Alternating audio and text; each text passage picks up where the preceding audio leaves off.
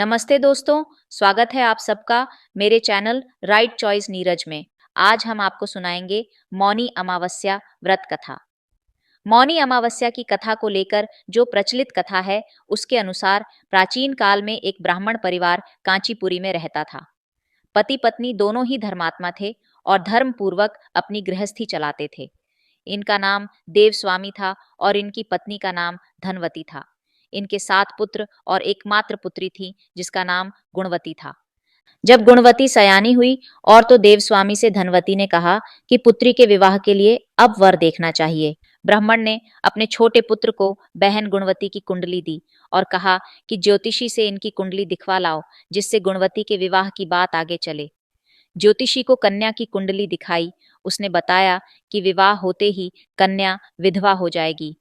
ज्योतिषी की यह बात जब ब्राह्मण परिवार को मालूम हुआ तो वह बहुत दुखी हो गया और इसका उपाय पूछा।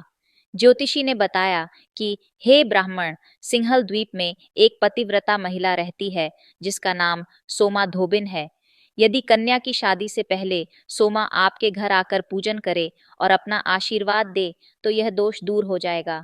ब्राह्मण ने अपनी पुत्री गुणवती को अपने सबसे छोटे पुत्र के साथ सिंहल द्वीप भेज दिया। दोनों भाई बहन सागर किनारे पहुंचकर उसे पार करने के बारे में विचार करने लगे। जब समुद्र को पार करने का कोई रास्ता नहीं मिला तो दोनों भूखे प्यासे एक पीपल वृक्ष के नीचे आराम करने लगे। पेड़ पर घोंसले में एक गिद्ध का परिवार रहता था। उस समय घोंसले में सिर्फ गिद्ध के बच्चे थे। वे सुबह से भाई बहन की बातों और क्रियाकलापों को देख रहे थे। शाम के समय जब गिद्ध की माता बच्चों के लिए भोजन लेकर घोंसले में आई तो बच्चों ने पेड़ के नीचे लेटे भाई बहन की कहानी माता को बताई। उनकी बातें सुनकर गिद्ध की माता को दोनों भाई बहनों पर दया आई और बच्चों के कहने से उसने कहा कि तुम लोग अब चिंता मत करो, मैं इन्हें सागर पार करवा दूंगी। बच्चों ने माता की बातों को सुनकर खुशी खुशी भोजन ग्रहण किया। गिद्ध की माता बच्चों को भोजन करवाकर दोनों भाई बहनों के पास आई और बोली कि मैंने आपकी समस्याओं को जान लिया है। आप चिंता मत कीजिए, आपकी समस्या का निदान मैं कर दूंगी और आपको सोमा धोबन के पास पहुंचा दूंगी। गिद्ध की बातों को सुनकर दोनों भाई बहनों का मन आनंदित हो गया और उन्होंने वन में मौजूद कंदमूल को खाकर रात काट ली। सुबह होते ही गिद्ध ने दोनों भाई बहनों को समुद्र पार करवा दिया और सिंहल द्वीप में सोमा धोबिन के घर के पास पहुंचा दिया। गुणवती सोमा धोबन के घर के पास छुपकर रहने लगी। हर दिन सुबह होने से पहले गुणवती सोमा का घर लीप दिया करती थी। एक दिन सोमा ने अपनी बहुओं से पूछा कि प्रतिदिन सुबह हमारा घर कौन लीपता है।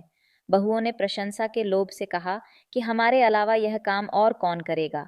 लेकिन सोमा को बहुओं की बातों पर भरोसा नहीं हुआ और वह यह जानने के लिए पूरी रात जागती रही कि कौन है जो हर दिन सूर्योदय से पहले घर लीप जाता है। सोमा ने देखा कि एक कन्या उसके आंगन में आई और आंगन लीपने लगी।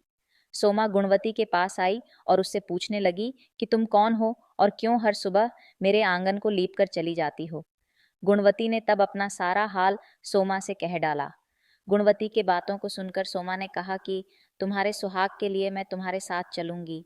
सोमा ने ब्राह्मण के घर आकर पूजा किया, लेकिन विधि का विधान कौन टाल सकता है। गुणवती का विवाह होते ही उसके पति की मृत्यु हो गई। तब सोमा ने अपने सभी पुण्य गुणवती को दान कर दिया। सोमा के पुण्य से गुणवती का पति जीवित हो गया, लेकिन पुण्यों की कमी से सोमा के पति और बेटे की मृत्यु हो गई। लेकिन सोमा ने अपना घर छोड़ने से पहले बहुओं से कह दिया था कि मेरे लौटने से पहले अगर मेरे पति और बेटों को कुछ होता है तो उनके शरीर को संभल कर रखना। बहुओं ने सास की आज्ञा को मानकर सभी के शरीर को संभल कर रखा। उधर सोमा ने सिंहल द्वीप लौटते हुए रास्ते में पीपल के वृक्ष की छाया में विष्णु जी की पूजा कर 108 बार पीपल की परिक्रमा की। पुण्य के प्रभाव से सोमा के घर लौटते ही उसके पति और बेटे फिर से जीवित हो गए। इसलिए मौनी अमावस्या के व्रत करने वाले व्रतियों को यह कथा सुनकर पीपल की 108 बार परिक्रमा करनी चाहिए और भगवान विष्णु सहित शिव जी की पूजा भी करनी चाहिए। धन्यवाद दोस्तों, आज हमारी पूजा यात्रा यहीं समाप्त होती है। अगर आपको यह वीडियो पसंद आई हो तो लाइक और शेयर करना न भूलें। हमारे चैनल राइट चॉइस नीरज को सब्सक्राइब करें ताकि आप हमारी अगली पूजा विधियों और आध्यात्मिक यात्रा की वीडियो मिस न करें। आपके सुझाव और प्रश्न हमारे लिए महत्वपूर्ण हैं, तो कृपया उन्हें कमेंट्स में ज़रूर लिखें। फिर मिलेंगे। जय माता दी।